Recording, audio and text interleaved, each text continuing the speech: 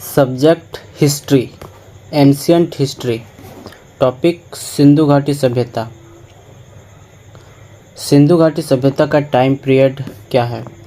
2350 BC से 1750 BC तक।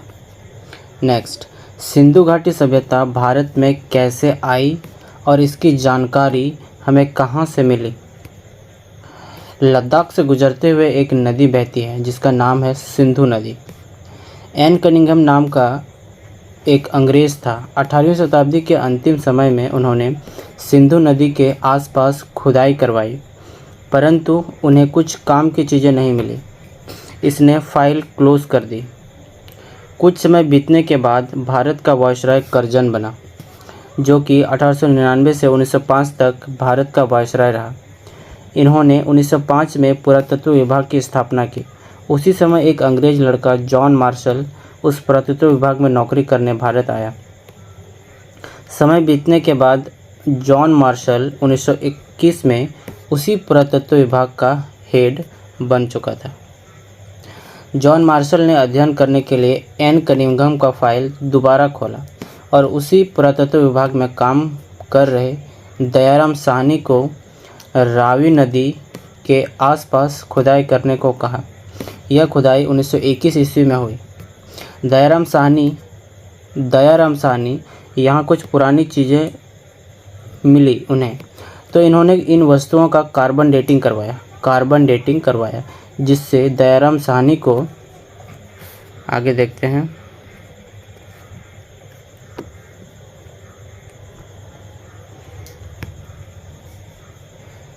दयाराम साहनी को पता चला कि ये सभी वस्तुएं 2500 साल पुरानी हैं।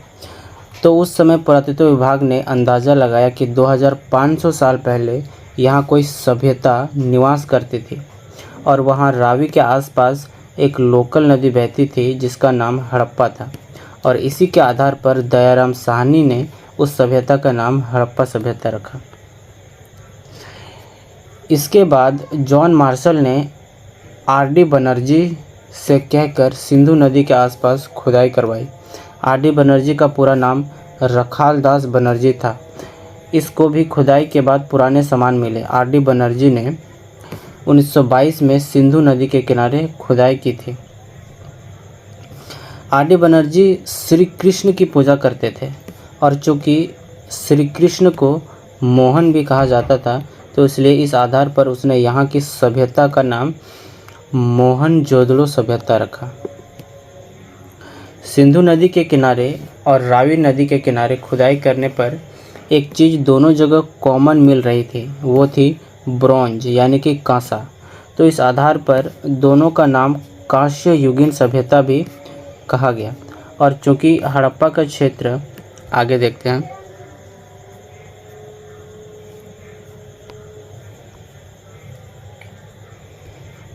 और चूँकि हड़प्पा का क्षेत्र बड़ा था तो इसे हड़प्पा सभ्यता भी कहा गया।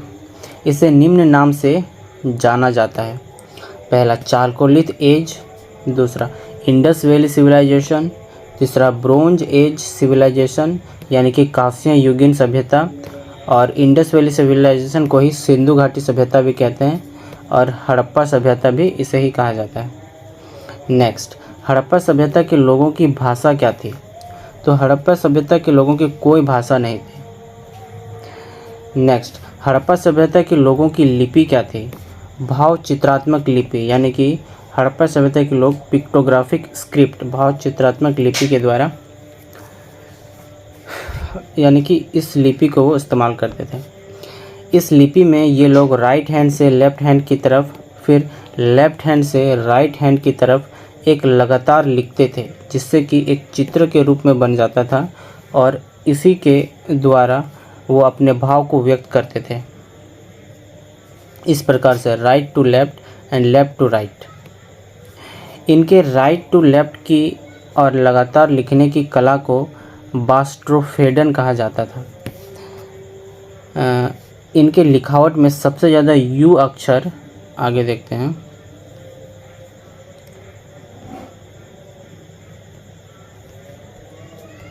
सबसे ज़्यादा यू अक्षर का इस्तेमाल हुआ है। नेक्स्ट, हड़प्पा सभ्यता के लोग पूजा किसकी करते थे? पूजा। ये लोग पशुपतिनाथ की पूजा करते थे। हड़प्पा सभ्यता के लोग पशुपतिनाथ की पूजा करते थे, जिसे वर्तमान में शिवजी माना जाता है। ये सांप और सांड और पीपल वृक्ष और धरती की भी पूजा करते थे। मिस्र में एक देवी थी जिसका नाम आयरिस था। तो उस समय सिंधु घाटी के धरती की तुलना आयरिस देवी से की जाती थी।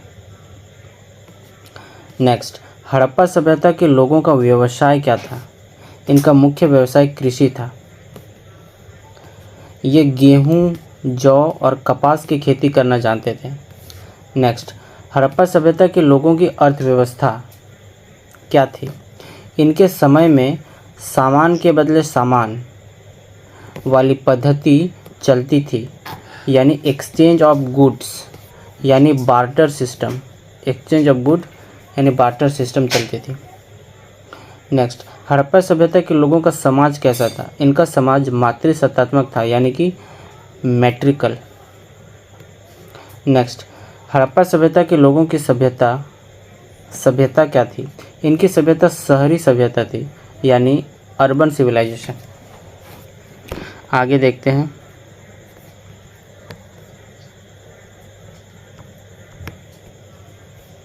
इनकी सभ्यता अर्बन हुआ करती थी, यानी कि शहरी सभ्यता।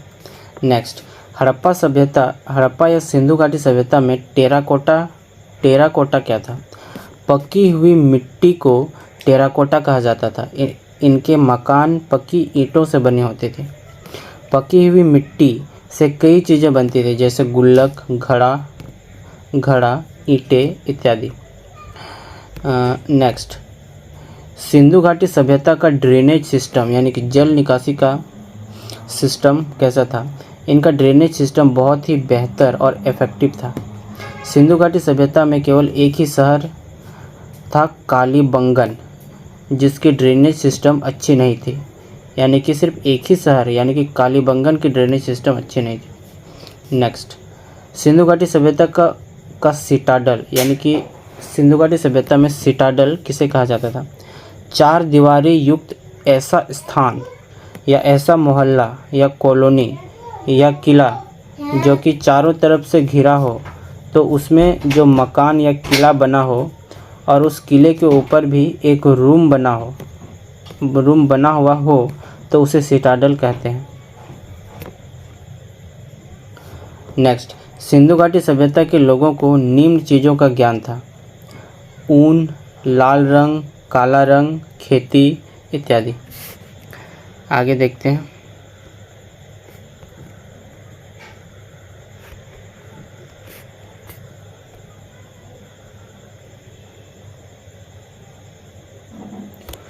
इत्यादि के बारे में सिंधु घाटी सभ्यता के लोगों को ज्ञान था, परंतु घोड़ा, लोहा, शेर इत्यादि का ज्ञान नहीं था। सिंधु घाटी सभ्यता के लोगों को घोड़ा, लोहा और शेर इत्यादि का ज्ञान नहीं था। सिंधु घाटी सभ्यता में लोगों को दफनाया भी जाता था और जलाया भी जाता था। हड़प्पा सभ्यता में R37 क्या है? जब हड़प्पा में खुदाई की गई तो कुछ इस प्रकार की एक स्ट्रक्चर मिली। इस स्ट्रक्चर को देखने से लगता है कि R37 लिखा है। ये R जैसा लग रहा है, और ये 3 और ये 7 R37। इस स्ट्रक्चर को देखने से लगता है कि R37 लिखा है, तो इसे ही R37 कहा जाता था। इसे पति पत्नी और पालतू जानवर को दफनाया जाता था। ये आकृति अमीरों के लिए होती थी। इसमें पति पत्नी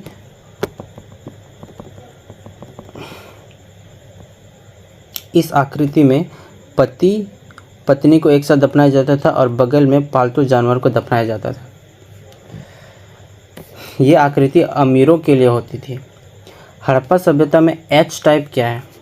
जब हड़प्पा सभ्यता में खुदाई की गई तो कुछ स्ट्रक्चर ऐसे भी मिले। आगे देखते हैं।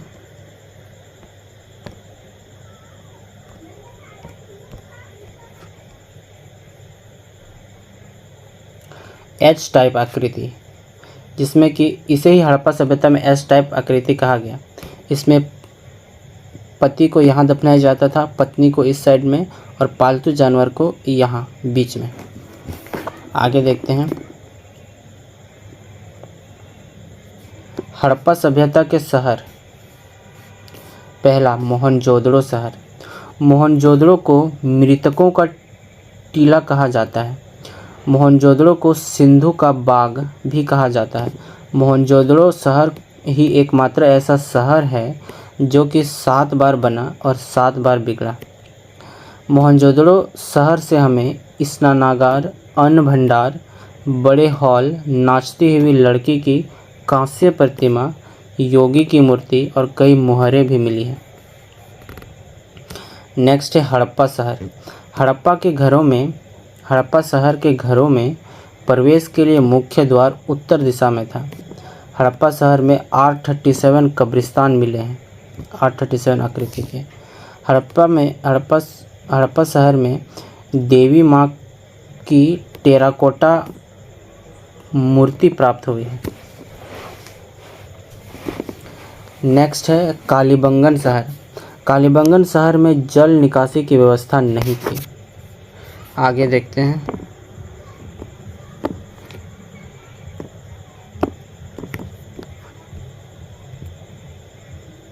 कालीबंगन शहर की खोज 1953 में हुई थी। कालीबंगन शहर ऊपरी राजस्थान में स्थित है। कालीबंगन शहर में अनेक अग्निकुंड मिले हैं। कालीबंगन शहर में अनेक जोते हुए खेत मिले हैं। सिंधु घाटी सभ्यता के कालीबंगन शहर में भूकंप का सबसे पुराना साक्ष्य भी मिला है। नेक्स्ट, लोथल शहर।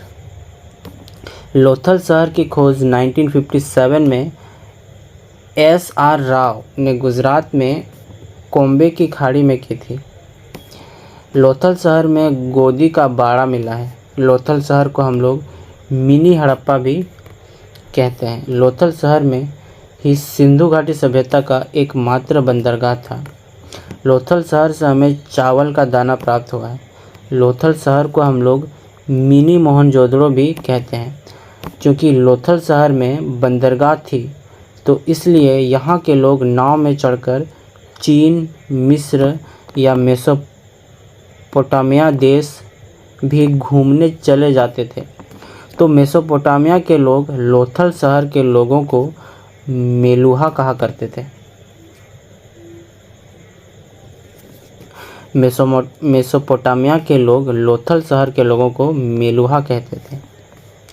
Next, Dholavira, very very important.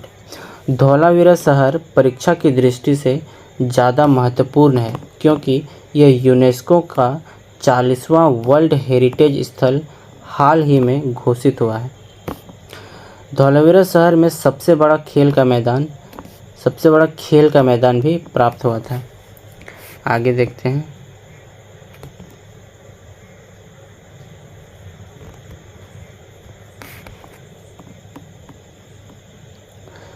Harappa सभ्यता का धौलावीरा शहर में नेवले की मूर्ति प्राप्त हुई है।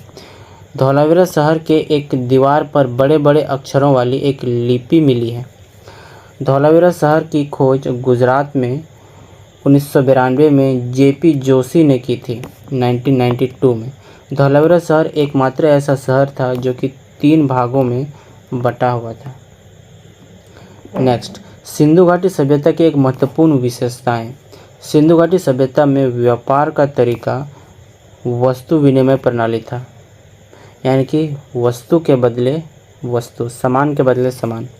सिंधु घाटी सभ्यता में हड़प्पा नगरों का विकास ब्लॉक पैटर्न यानी शतरंज बोर्ड पैटर्न में हुआ था क्योंकि इन शहरों की सड़कें एक दूसरे को समकोण पर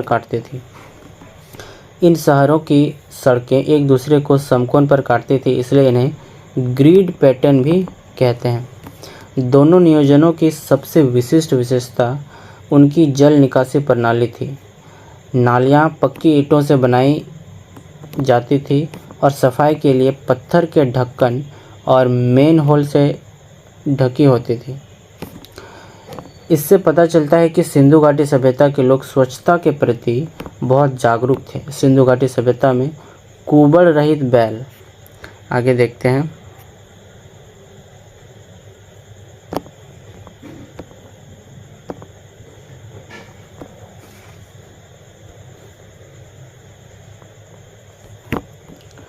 कुबड़ रहित बैल या गेंडा सबसे महत्वपूर्ण जानवर था। गेंडा। सिंधु घाटी सभ्यता के लोग बड़े पैमाने पर गेहूं और जौ उगाते थे। उगाई जाने वाली अन्य फसलें थी दालें, अनाज, कपास, खजूर, खरबूजे, मटर, तिल और सरसों। सिंधु घाटी सभ्यता में हड़प्पावासी कपास का उत्पादन करने वाले सबसे पहले लोग थे, क्योंकि कपास का उत्पादन सबसे पहले इसी क्षेत्र में हुआ था, सिंधु घाटी सभ्यता के क्षेत्र में। यूनानियों ने इसे सिंडन कहा, जो सिंध से निकला है। सिंधु घाटी सभ्यता के हड़प्पावासी मुहरें, पत्थर की मूर्तियाँ, टेराकोटा मूर्तियाँ आदि बनाते थे। सिंधु घाटी सभ्यता में बुनकर ऊनी और सूती कपड़े बुनते थे। चमड़ा भी उन्हें ज्ञात था, लेकिन रेशम का कोई प्रमाण नहीं मिला है। सिंधु घाटी सभ्यता में रेशम का कोई प्रमाण नहीं मिला है। सिंधु घाटी सभ्यता में गाय, सिंह और घोड़ा के साक्ष्य प्राप्त नहीं हुए हैं।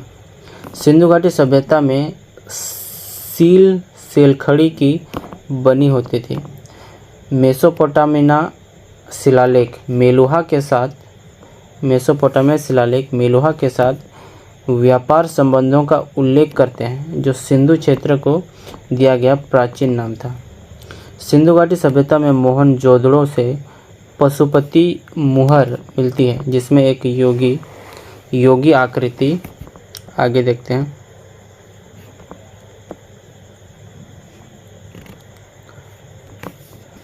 योगी आकृति का चित्रण किया गया है। मेसोपोटामिया के लोग सिंधु घाटी सभ्यता को मेलुहा कहकर पुकारते थे। सिंधु घाटी सभ्यता में मंदिरों के प्रमाण नहीं मिले हैं। सिंधु घाटी सभ्यता में हड़प्पा लिपि यानी कि वर्णानुक्रमिक नहीं बल्कि मुख्य रूप से चित्रात्मक थी। सिंधु घाटी सभ्यता में हड़प्पा लिपि वर्णानुक्रमिक नहीं बल्कि मुख्य रूप से चित्रात्मक थी। जेम्स मार्शल ने हड़प्पा सभ्यता के पतन के लिए प्राकृतिक आपदाओं को जिम्मेदार बताया था। हड़प्पा सभ्यता के पतन के लिए इस सिद्धांत को व्यापक रूप से स्वीकार किया जाता है। हड़प्पा सभ्यता के पतन पर इतिहासकारों के भिन्न मत हैं।